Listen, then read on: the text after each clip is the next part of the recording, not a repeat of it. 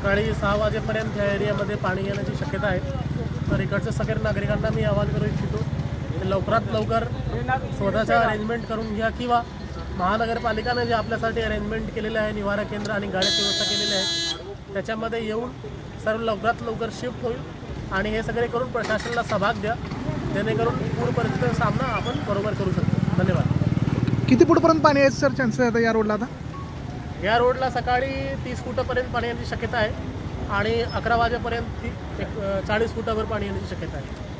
Okay, म्हणजे हे road पूर्ण बंद होऊन जाईल सकाळी 6 किंवा 10 वाजेपर्यंत। कर्णा रोडचा शिवशंभू चौकपर्यंतचा पूर्ण रस्ता बंद होण्याचे चान्सेस आहेत। 40 फूटपर्यंत पाणी इथं येण्याचे चान्सेस आहेत। तर रात्री पूर्ण नागरिकांनी स्थलांतर करून रोड बंद होईल सकाळी 10 वाजेपर्यंत। सर्वांना इकडचं जे काही नागरिक आहे पूर्ण कट ऑफ एरिया राहील। आम्हाला सर्वांना जे काही महानगरपालिकाने गाडी प्रोव्हाइड केलेली आहे त्याच्यामध्ये बसून लवकरात लवकर शिफ्ट व्हा, जेणेकरून आम्हाला पण चांगला सुविधा देता येईल। इथं राहण्याची व्यवस्था कुठे होईल यांची? 3-4 निवारा केंद्र केलेलं आहे महानगरपालिकाने 300ची कॅपॅसिटीची।